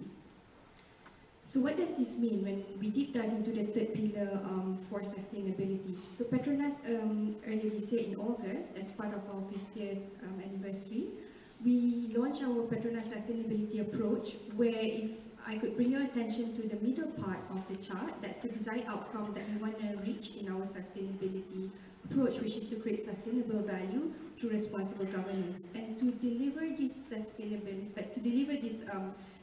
value is supported by the 3 sustainability elements, which is climate, delivering net zero, nature, thriving with nature, and for social, fostering a just transition. So why I'm sharing this sustainability approach, because I want to share that inside the social pillar, or in fostering a just transition, we acknowledge that if we want to move in a just transition, so where we move towards a low energy economy, we should also not forget about the people, or leaving no one behind. And the fundamental or the foundation to get to a just transition is respecting human rights. So Petronas earlier this year, we launched our Petronas Human Rights Policy. And this Petronas Human Rights Policy is guided by 5 key guiding principles. I think we picked up from Luar's sharing earlier that expectations for businesses, including from investors, from stakeholders, on how we respect human rights is increasing, the scrutiny is increasing. So we felt that it was timely for us to further enhance our human rights practices in Petronas by having a human rights policy. So our human rights policy is guided by 5 key guiding principles. The first one is respect and acknowledgement of internationally recognized human rights, because this is mainly due to stakeholders' expectations, like you had mentioned as well just now. The second one is about adoption of a risk-based approach to human rights due diligence. So here we outline in our human rights policy what are the areas of material importance for Petronas, and there's 4, which is labor and working conditions, supply chain, responsible securities, and communities' well-being. The third guiding principle is about access to effective grievance mechanism and remedies. So we want to be able to provide remedies for any adverse human rights impact, and it must be accessible by our stakeholders. The fourth one is about appropriate governance for our human rights policy and the processes group-wide. So once the policy is approved by our board, we also want to make sure that there's appropriate level of governance process to support this. And the fifth one is about our commitment to maintain appropriate disclosure and reporting group-wide. So these 5 key guiding principles then translates into our Petronas human rights policy. You can find this on our website if you want to know more. But the highlight that I want to share here is that this human rights policy has a preamble at the top, where we mentioned that it's not a policy that is a standalone document. It's also guided and supported by various processes we have in Petronas. And looking at time, I have a few more minutes. And we have 3 sections. The first one is a section on the policy statement itself. The second section is about the delivery. How do we want to deliver this human rights policy, where we outline how we respect and acknowledge internationally recognized human rights. And we also talk about our adoption of a risk-based approach that I mentioned in the second key guiding principle just now. So adoption of a risk-based approach to our HRDD. And then we also have here mention on access to effective grievance mechanism and remedies. And the last section in our human rights policy is about the governance and implementation, where we outline that it's approved by our board of directors and our leadership team, and is also aligned with our other documents like our code of business ethics, as well as contractors' codes of conduct on human rights. And is applicable to all our staff and employees. So that's a little bit of sharing about Petronas and our human rights policy. Thank you, Chairman. Very interesting principles. Okay, I think we are running short of time, but in the interest of time, I will just pose a question each to our panelists, because I also want to have some time for our audience to ask you questions. So maybe we could start with Tengku. A very, I think, important question for SUHAKAM, being the NHRI, and I'm trying to link it, of course, with your area that you mentioned, environment itself. So what can SUHAKAM, or as a national human rights institution, do in ensuring that environmental rights are effectively protected and upheld in our country, or at large? Yes, thank you, Dr. Bonita. I think the approaches would be to look into the SDGs, the 17 SDGs, as well as I think since we have a business community audience here, also for ESGs, especially the S, the social, and the G, the governance factor, which I think the last one, the governance, is sometimes overlooked. So this is where SUHAKAM would like to engage with, the business community and also with the government agencies. So as I stated just now, there is this interconnectedness in the SDGs. There is this lack of interconnectedness. So we need to engage with stakeholders to see that, all 70s will be interconnected, so that there will be this potential transformation for the future to improve human rights in the business as well as, in the public sector. Of course,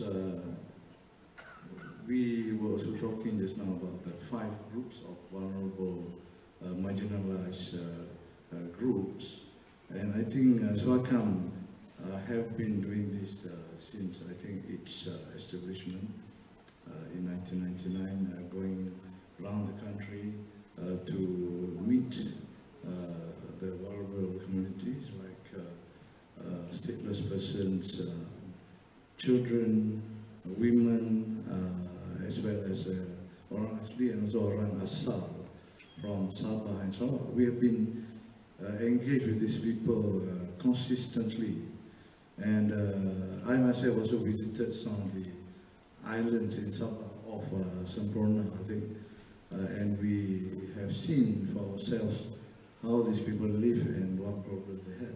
So I think these are the areas that we can look into.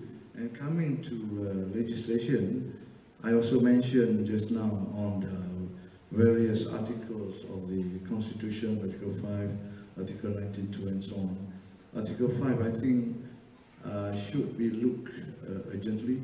One of the low-lying fruits, I think, Dr. Bonita, and I think the government also is going to go into this. And I'm aware that the NRES, the Environmental Ministry, of Mr. Nazmi, is also looking into this. And the prosecutorial power separation of the Attorney General also, I think, is very important, because the Attorney General is also the legal advisor to the government as well as a prosecutor. So this position conflicted itself. So we need to separate this, to put it quickly. And the sooner we do this, I think in my personal opinion, the better. Because that will put Malaysia nationally and internationally in good state, I'm sure. I suppose I better stop there, Dr. Minister. Thank you. Thank you, Dr. I think SUHAKAM has done a good job, and I think we'll continue to work on the area of environment, and of course we will have that conversation on the amendment to the Constitution, Article 5, and also to look at whether it should be inserted in the federal, state or concurrent list. Maybe we can have that conversation later, Tengku. If I could move to Shireen. Shireen, there has been, of course you have launched your IESG, and we also launched our BHR. You launched our BHR, I think almost the same time. I think you all did that before us. So I was wondering whether there could be a bit of a confusion out there between ESG and BHR. As I mentioned, BHR covers our baseline assessment covers environment, labor and governance. And of course ESG, as all of us know, would also look at those areas. So do you think there is a possibility for us to work together, since we're government agencies, in terms of integrating IESG with BHR, and that we could move together rather than looking at it individually? Do you think that's a possibility, Shireen? Thank you, Dr. Punita. Okay, before I forget, I would like to inform that Dr. Punita and the team helped us to develop the IESG framework as well. Yeah, they helped us a lot in terms of the writing. Dr. Punita, I think it's important to address the misunderstanding in terms of the confusion between the ESG and also BHR. Well, the two concepts are related, but they are distinct. Yeah. ESG is focusing primarily on the three main components, namely the environmental impact. We are looking at elements like carbon emission, waste management, and resource efficiency. And the social, when it comes to social responsibility, we're looking at elements such as labor standards, community engagement, product safety, and so on. And in terms of governance, we're looking at ethical leadership, board diversity, and anti-corruption measures, and so on. Meanwhile, I believe BHR centers on the UN guiding principles on business and human rights, and also it is focusing on human rights due diligence, and also remedies in terms of providing access to effective grievance mechanism for individuals and communities. I would say the key differences would be in terms of scope. Firstly, BHR has a narrower focus, specifically on human rights. Meanwhile, ESG is the bigger picture. It encompasses a broader range of sustainability issues. And we look at the legal basis. BHR is grounded in international human rights law, whereas ESG is more on voluntary and market-driven forces. And the focus for BHR will be to respecting human rights throughout a company's operation, while ESG is focusing on managing risks and improving performance. If we were to incorporate ESG in BHR or vice versa, I would say there would be a problem of diluting the focus. Integrating ESG to BHR might dilute the specific focus on human rights and the responsibility to respect them. And it could also lead to oversimplification. Folding BHR into ESG risks could oversimplify the complexity of human rights due diligence. That's my personal opinion on the issue. And I would say a better approach would be probably to cover 4 areas. First, to clarify the distinction, to educate businesses on the differences between ESG and BHR. And emphasizing that both are important but serve distinct purposes. Secondly, to promote the alignment. We have to encourage companies to integrate BHR consideration into their ESG strategies and ensuring human rights are prioritized. And thirdly, to strengthen BHR framework, develop robust national action plans on BHR that provide clear guidance and support. And fourthly, to leverage on the synergies We can recognize the overlaps and leverage the synergies between BSG and BHR to create a holistic approach to sustainable and responsible business conduct. So that is my view on your question, Dr. Buta. Thank you, Shri. So ultimately, we can work together lah. Okay. All right. I have a question for Luan. I think based on your presentation earlier, I think you mentioned about certain requirements that you have asked your clients to fulfill. Can I just ask you on the challenges that CIMB face, of course, in a bigger picture in implementing the UNGP itself, maybe in a smaller, more micro picture of how this is done in your, with your clients, in terms of human rights policy and things like that. Wow, challenges, huh? How long do you guys have? Short. Okay. Well, maybe one big challenge that we have just come up with, and this is fresh on my mind because we have just rolled out our grievance mechanism, is that for banks, we are tied by Bahagian. There's a secrecy provision under the Banking and Financial Institutions Act where we cannot disclose who our clients are. And if you think about that in the grievance mechanism, if a grievance is raised, we have to approach the client. We can't even say, yes, we're looking at, or yes, we accept your grievance, because we can't even admit that that particular company is our client. So that is a major challenge, and we will still investigate it internally, and we will approach the client and say, hey, do you want to join our grievance mechanism, and can we work with you on that? Only if they say yes and they're okay to disclose, which I think is probably a long shot, then we can go back to the rights holder or the complainant to say, okay, yes, we will work with you on that. So that is one challenge that is not just for us, but common to all banks, I would say. Of course, there are more general challenges as well. So, for example, we are one of the first banks to put in place requirements for our clients. Now, the Association of Banks Malaysia has a set of ESG principles, and Principle 3 actually requires banks to have in place some of these human rights policies and things like that, and that's gradually being put in place by all banks. So this will come and, I guess, impact all the businesses here. But we, as a bank, we want everyone to come on board. We want the other banks to come on board, because otherwise we are just the super strict one, and then everyone will not want to come to us. So we do share with other banks as well. Things like working with our suppliers, working with the clients.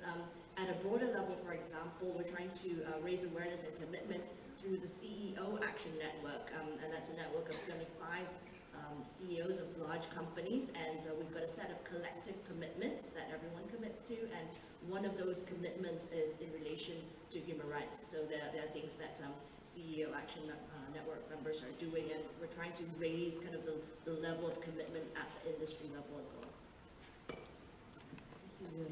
I don't know whether you are open to work with the government as well, so yeah, we will have that conversation. Maybe my next question is to Alina. Alina, in terms of, I think you shared a very interesting human rights policy, Petronas, the 5 guiding principles. How do you ensure that the policy or the protection of human rights within the supply chain of Petronas? So thank you for that question, Dr. Binta. So if you remember, I mentioned just now, our second key guiding principle for our human rights policy is about, we have areas of material importance to us, and one of it is supply chain. So what we've done is, the human rights policy is a level 1 document, so we're working with various focal departments in Petronas to implement this human rights policy. So for our supply chain portion, we're working with our colleagues in group procurement. So what we've done since this human rights policy has been approved and launched earlier this year, we've updated our code of code of conduct I always call it the short name, which is COCA in Petronas, but the long name, I need to look at this paper, Contractors Code of Conduct on Human Rights, which actually require that all our suppliers and contractors adhere to the principle that's outlined in this document, which I call COCA for short. So this includes things like prevention of forced labor, child labor, and discrimination. We've been doing this for a long time, but with this human rights policy in place, what we're doing is we're further enhancing the human rights practices. So we're looking to further tighten our due diligence process as part of our third-party risk management review for any new suppliers that comes on board, because we want to make sure that we safeguard Petronas from any exposure in this area. And in addition to that, we also conduct site verification and compliance assessment to ensure that our contractors and suppliers are upholding our human rights standards. I think similar to what the banks are doing, if there are any breach, then we'll see like what needs to be done to close the gap, and we'll conduct like a frequent check-in to see whether those gaps are being closed. So we also do a lot of upskilling on human rights, including to our internal staffs as well as to our contractors and vendors as well. So we offer dedicated sessions as well as online training module. We want to make sure that our own staff as well as our immediate suppliers are aware of these requirements, because I think raising awareness is also key in implementing our human rights policy. Okay, so we have just some time, say 10 minutes. Can I invite questions from the audience, please? Yes, please. Gentlemen, yeah. Yep. You can use the mic, sir. Please identify yourself as well. My name is LANGSUNG from Migrant Care. My question is to the moderator. Actually, we've been talking about the basic right of the refugees, stateless people, stateless children.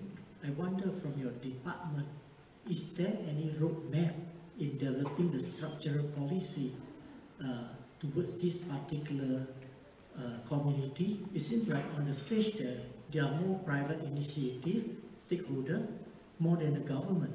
So can you at least elaborate what has been done by your ministry in creating the structure and policy as a guiding principle? Thank you. This is for refugee, statelessness, stateless children, refugee, asylum seekers. Because like for refugees, they cannot work, they cannot do business. How can they survive? Yeah. Okay. Unfortunately, sorry, but I would not be able to answer that question because it's not under my department, but I know that is not a right answer. Can I invite Tengku? Do you have anything to say? SUHAKAM probably would. Thank you. Okay, on statelessness, I think we have quite a rampant problem here, especially in Sabah and Sarawak. So I think what SUHAKAM does is to engage with these communities and see what can be done. And I think our Sarawak and Sabah office under separate commissioners, commissioners for Sabah and Sarawak, and I think they are very actively engaged with the state government, the various state government of Sabah and Sarawak, to look into the matters of statelessness. I think the issue here is quite complex, as I understand, and it involves issues of registration, and because of this statelessness, those people who are deemed as stateless cannot have access to health and education and even work. So I think these issues are being looked into by SUHAKAM and actively engaged with the various government agencies, with the assistance of NGOs and CSOs as well. Insofar as refugees are concerned, I think we have the Office of the United Nations Commissioner, High Commissioner of Refugees in KL, and they deal with the issuance of, identification card confirming that particular person is a refugee and supposedly can have access to health, education, and even work. So this part, I think, has got some complication because of the issue of security, and I think the Home Ministry is looking into this, but the UNHCR and the Home Ministry are sort of coming closer to resolve some of the issues that is involved insofar as refugees are concerned. And if I may mention, like Rohingya, for example, they are the majority of our refugees, and there are issues of whether they are genuine refugees or not. Because sometimes when they come here as refugees, and it has been discovered that they keep on returning to Myanmar. If you are refugees, why do you return to Myanmar? So that's a question which I think has got question marks and being sort of looked into as suspicious by our government. So these are the issues that have got to be ironed up, I think, rather than time. I hope that sort of clarify the question. Thank you, Tengku. But I think in our national baseline assessment, we have addressed this under the others chapters. You could actually look at it, but definitely an action plan is an action plan, but it's the action that we need to look at. So definitely we'll address that. Any more questions? Mr. Jared, and then gentleman over there. Good afternoon, and congratulations to SUHAKAM by you for organizing this. My name is Gerald Joseph, human rights activist. Listening to the presentation, every entity has human rights framework. It looks like Malaysia is truly a human rights country. So I'm happy to hear that, but I think on the ground it's a different reality, as we heard. My question to private sector that has the big money, Petronas, CIMB, the supply chain is only to your vendors, or do you also follow the supply chain when money is linked to government projects? Because then human rights compliance need to be followed. And the question is, Malaysia is suffering with the issue of racial discrimination and racism, employment racism, partners who need to be employed, or projects given. So how do you all help the government comply with equality framework and compliance? Because you have big money when it's joint project or project awarded to a private sector, but it's a government initiated project. So do you all have that power? Do you all actually defend your human rights, or it's only with small players you all speak human rights, and when it comes to the big government you keep quiet and you smile, no? Especially Petronas that gives billions to the Malaysian government. Thank you.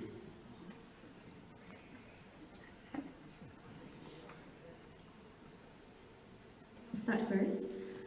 So thank you for your question. So for Petronas, like we mentioned just now, we have this human rights policy which is applicable to all our staff and employees and the directors of our company. To the contractors that are doing business dealings with Petronas, regardless of who the contractor is, they are required to adhere to our COCA just now, the Contractors Code of Conduct on Human Rights. So in short, any contractors that are working with us will need to comply to the requirements in our COCA. In our human rights policy, if you guys have a chance to go through it on our website, we make reference that we respect human rights in alignment to the international framework standards, so the likes of UNGPs for business and human rights. But we also will respect the law of the country that we operate in. So that's just to provide some clarification as to our human rights policy. You want to chip in, Julian? Okay, so for a bank, we do look at our suppliers, but mainly for us, the biggest impact would be through our clients. So for our clients, we do have human rights due diligence, in our environmental and social due diligence, human rights is included, and it's included for all borrowers, and that includes government-linked companies, government-linked projects, etc., etc. Not for human rights specifically, but we have, in fact, walked away from projects that are government-linked because of environmental or social issues, so it applies to all. However, I must say that our human rights requirements, because just now, recall I said, you also mentioned that it's quite different on the ground, and I completely agree. The level of knowledge and awareness and adoption is really, really nascent. And because of that, when we first put down our policy, it was the requirements were light. We wanted a policy, we wanted a due diligence mechanism, we wanted a grievance mechanism. But we do not go down to the ground to say, okay, your human rights policy is missing this, your due diligence is missing this. So when we roll out our policies, and because they apply across to all our customers, including the smaller companies, so it needs to be something that is reasonably doable within a period of time. So we go in light, then what we do is we encourage everyone, all our customers to get on board, we encourage other banks to get on board, and when they're more ready, and usually from thinking through our NDPE policy and other policies, we would refresh it in about 2 or 3 years' time, where we then ratchet up the standard. So that's how you kind of gradually do it. Otherwise, the clients would just say, "Hi, you want me to do what?" No, I'm just going to walk away. Thank you. I think we only have time for one more question. Is that okay? Because, yeah, just one. Thank you. Sorry. Thank you. Hi, I'm Q Jaya from the Bar Council Environment and Climate Change Committee. Thoroughly enjoyed listening to the interventions from all the panelists.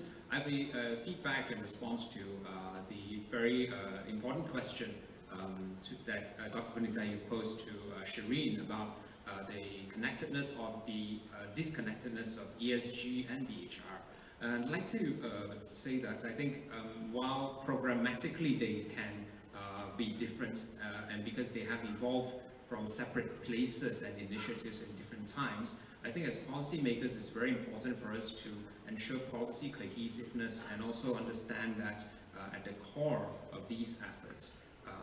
So for example, if we are talking about now ESG, then we're familiar that ESG must be evidence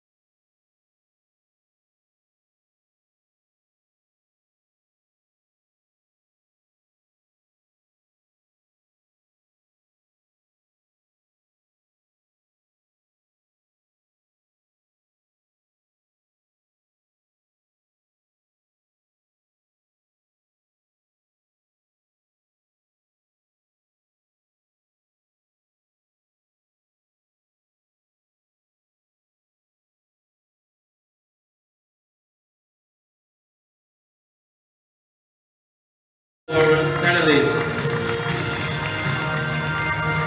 Dr. Punita and our esteemed panelists may return to your seats.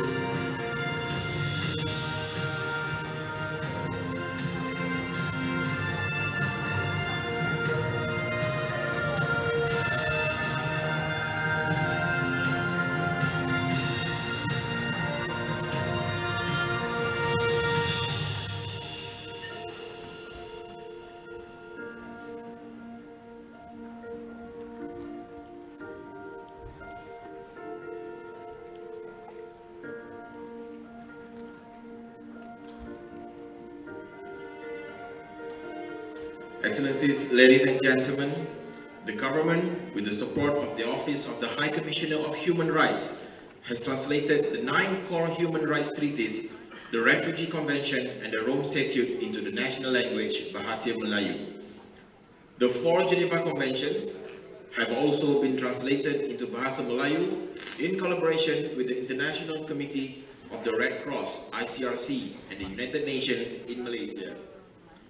So these translated documents are intended to educate all Malaysian stakeholders and the general public regarding international human rights obligations.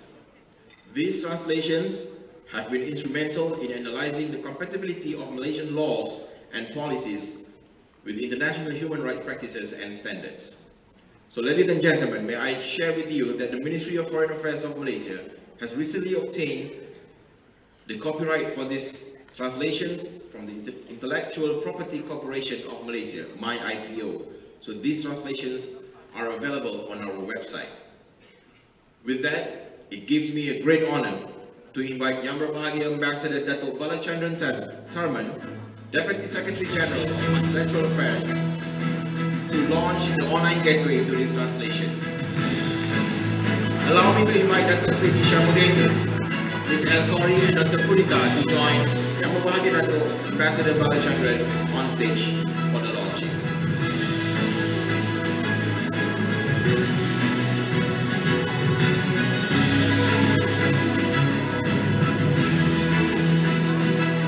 May I request Yang Berbahagia Ambassador Datuk Bala and all guests to place your palm on the globe.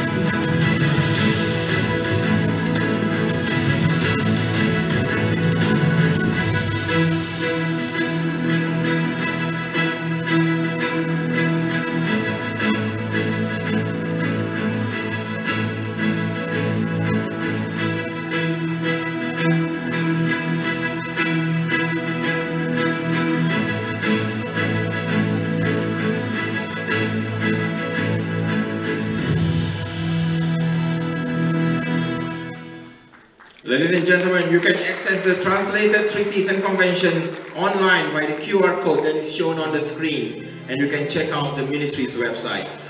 I invite Yang Berbahagia Ambassador Datuk Bala to the other rostrum and all dignitaries to return to your seats as we come to a close. And with that, I humbly invite Yang Berbahagia Ambassador Datuk Bala to deliver the closing address.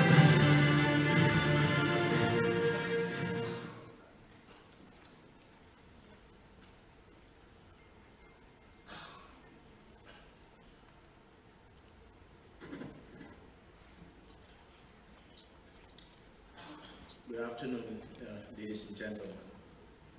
Yang Bahagia Datuk Sri Muhammad Ishamuddin, Muhammad Yunus, Chairman of the Human Rights Commission, Malaysia. Ms. Karima El-Khori, UN Resident Coordinator for Malaysia. Dr. Punita from the Office of Legal Affairs Division of the Prime Minister's Department, senior officials of the Government of Malaysia, Excellencies, High Commissioners, members of the diplomatic corps, ladies and gentlemen. On behalf of the Minister of Foreign Affairs, Dato' Sri Utama Haji Muhammad bin Haji Hassan, who is currently away on a bilateral visit to Saudi Arabia, I have the honor to address this August gathering to celebrate Human Rights Day today. In doing so, the Ministry of Foreign Affairs wishes to thank Yang Berhormat Dato' Sri Azalina Osman Said, Minister in the Prime Minister's Department, Law and Institutional Reform. We should thank SUHAKAM and the commissioners as well, and the United Nations Office for co-organizing this event with the Ministry of Foreign Affairs. This year, we pay special emphasis on the crucial role businesses play in fostering a just and equitable society, while ensuring sustainable futures for all. A lot has already been said since this morning about the businesses and human rights. So I'm not going to dwell on this any further, except to express hope that businesses will address a number of rights-based issues that has cropped up and environmental sustainability.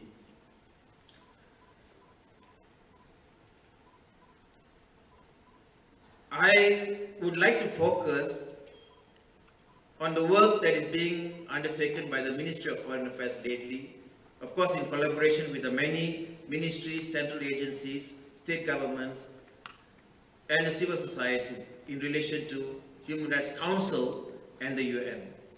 So ladies and gentlemen, Malaysia will conclude her term as a member of the Human Rights Council for 2022-2024, end of this month.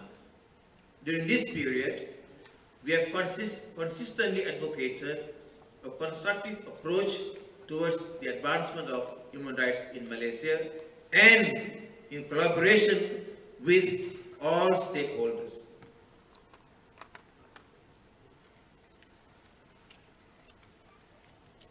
At the international front,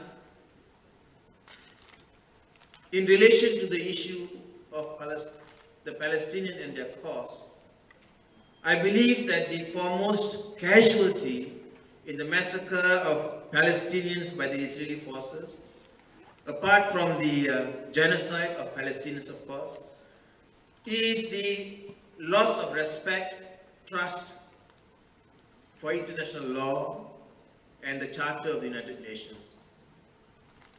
The instruments that all of us have worked over the decades to build and to uphold.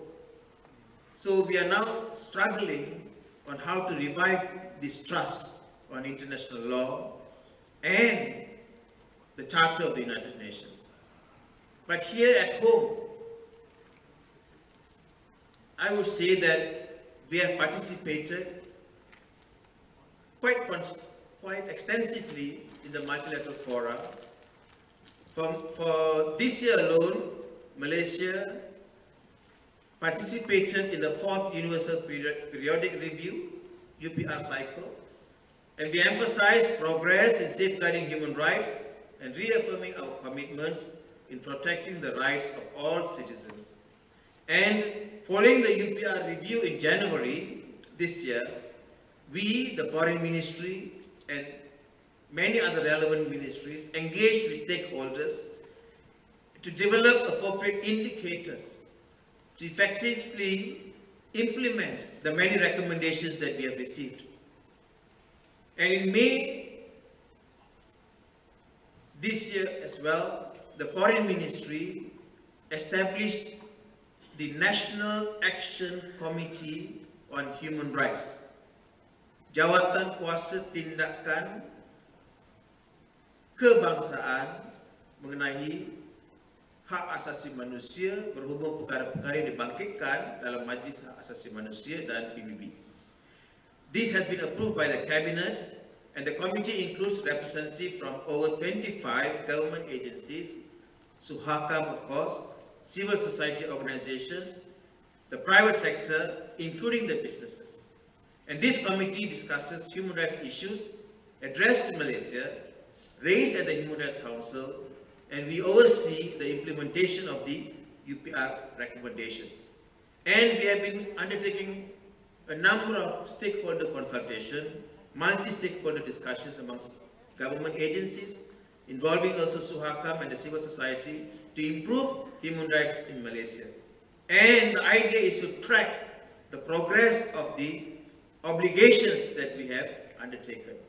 And just last week, we engaged the government, state government of Sabah and Sarawak on our obligations on the UPR recommendations. To enhance our understanding of human rights, we have, as you saw just now, we have translated all the 9 core treaties and the Geneva Conventions into Bahasa Melayu. And the launching of the SUHAKAM Human Rights Best Practices in Schools program underscores the importance of human rights literacy, which is fundamental for building social cohesion. Above all, this empowers our citizens with knowledge of their rights and enable essential information accessible to all. Ladies and gentlemen, there is a clear recognition that human rights are vital for national development, and the key principles of human rights are already integrated or being integrated into our national development plans. That is already very clear. In May this year also, Malaysia presented its review of the obligations under the Convention on the Elimination of All Forms of Discrimination Against Women, the CEDAW. And we highlighted our progress in empowering women politically, economically, and socially. We, the Foreign Ministry, together with all other ministries, we stand in solidarity with women and girls, especially those facing challenges in conflict situations. And to enhance women's role in peace building and humanitarian efforts, Malaysia is currently developing a national action plan on women, peace, and security. Ladies and gentlemen, the government is committed to safeguarding the rights of vulnerable groups and is keen to collaborate with like-minded countries and relevant UN mechanisms to exchange best practices and technical assistance.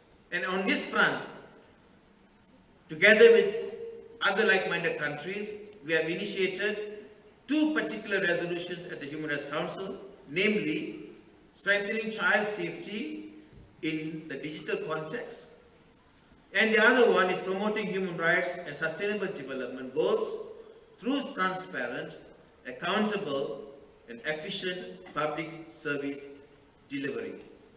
Now, in addition to that, ladies and gentlemen, we engage with UN mandate holders.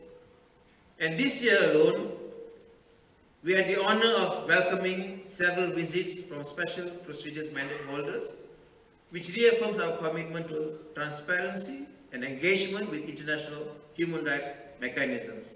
In June this year, we hosted the UN High Commissioner for Human Rights, Mr. Volker Turk, and had exchanges with various stakeholders on advancing human rights in Malaysia. Just recently, in November 2024, our Chief Secretary to the government engaged a panelist, an expert group in Geneva on the promotion and protection of economic, social, and cultural rights in anti-corruption efforts in the context of recovery from the COVID-19 pandemic. The Chief Secretary's personal participation is a testimony of the government's effort to achieve the highest standards of integrity in improving public service delivery and ensuring that the government's allocation is fully utilized for projects without any leakages and for the benefit of the people. For your information, currently we are hosting the visit by Dr. Claudia Mahler. She is a UN independent expert on the enjoyment of all human rights by older persons.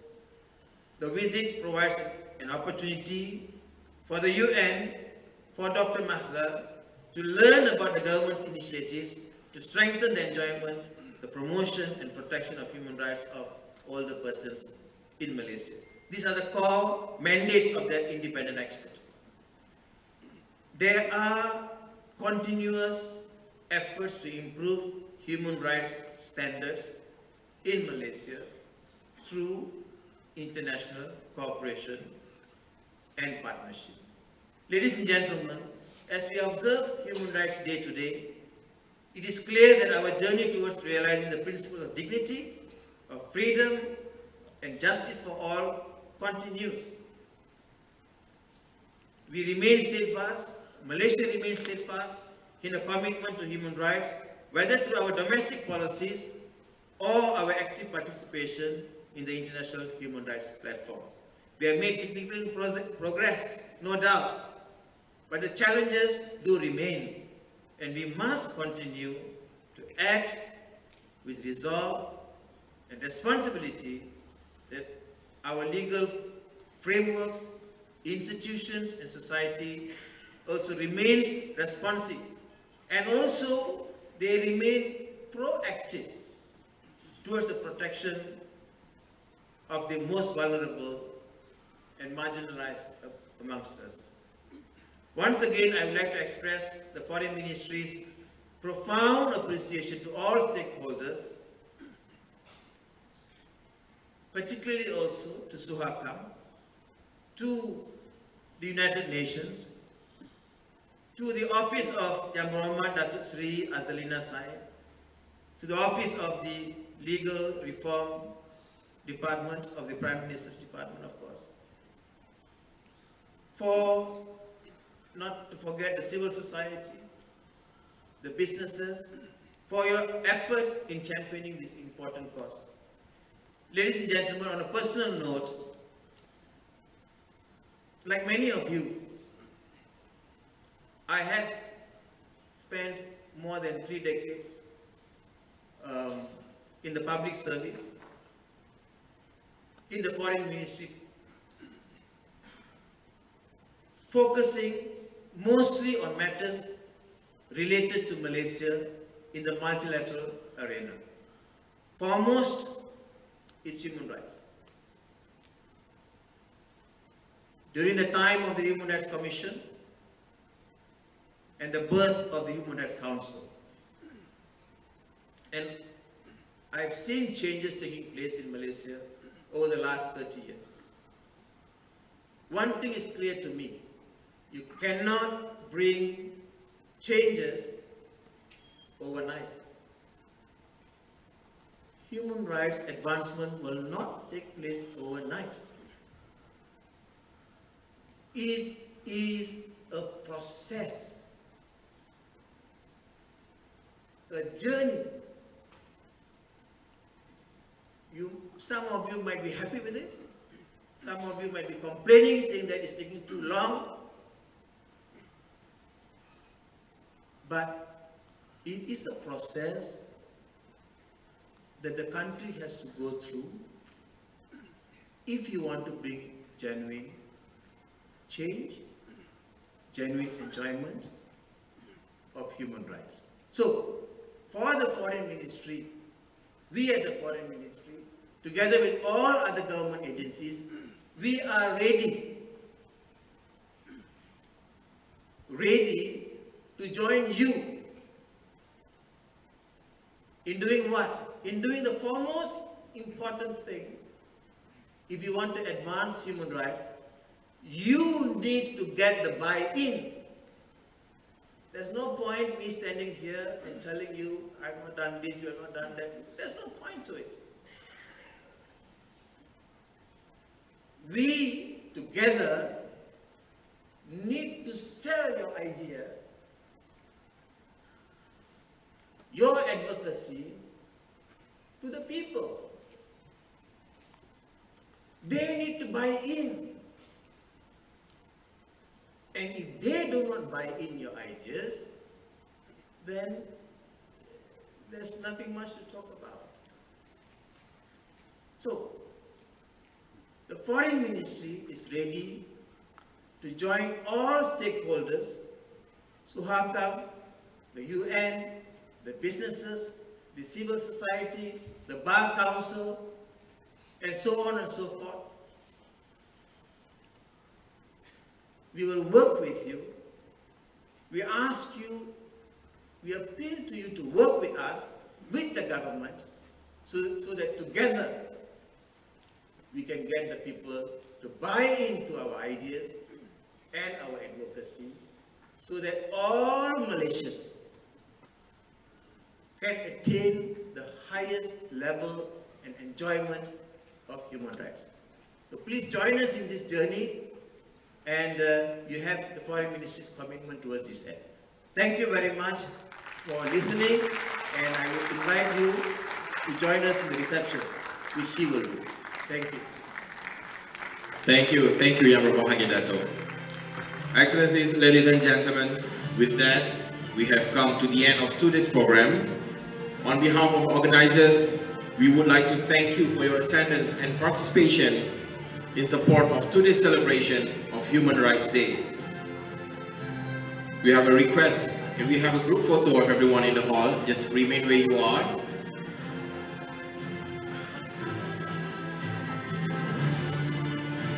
So please smile to the camera.